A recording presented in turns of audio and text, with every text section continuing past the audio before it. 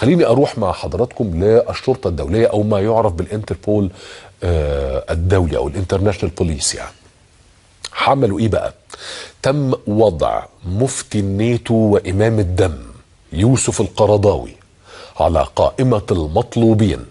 تقرير الانتربول وفقا للي ذكر على الموقع الرسمي لهم على الانترنت انه القرضاوي والذي يحمل الجنسية المصرية والقطرية معا مطلوب من قبل السلطات المصرية لقضاء عقوبة بتهم التحريض والمساعدة على ارتكاب القتل العمد ومساعدة السجناء على الهرب والحرق والتخريب والسرقة. 7 تهم تلاحق القرضاوي دوليا.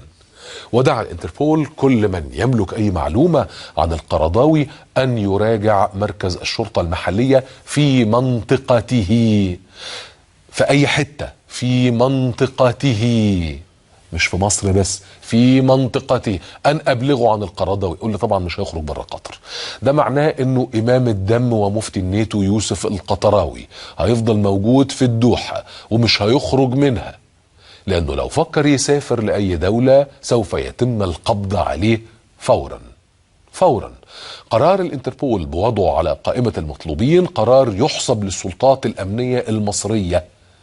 هي دي المسألة، والجهود القانونية اللي تم اتخاذها في هذا الصدد تحديدا بصراحة وزارة الداخلية، واللي قدرت انها تقنع الشرطة الدولية الانتربول بالاتهامات الموجهة لهذا الارهابي الهارب. ما اظنش الانتربول بيجاملنا، يعني ما بيحبوناش قوي للدرجة دي، لكن المسألة انه اتبذل الجهد. هي دي بقى الشطارة، يعني اللي قاموا على الملف ده في الداخلية شطار.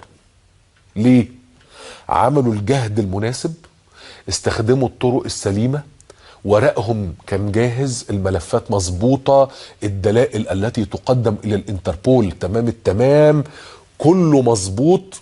تاخد الملف بتاعك بتروح تقدمه، بتتفاوض عليه، بتتناقش، بتقنع، الكلام يخش جوه الراس يتنفذ. هي دي الشطارة. كويس. لو اشتغلنا بقى بالاسلوب ده على طول هتلاقي البلد، لو اشتغلنا باساليب ناس تانية هتلاقي دايما نوز داون.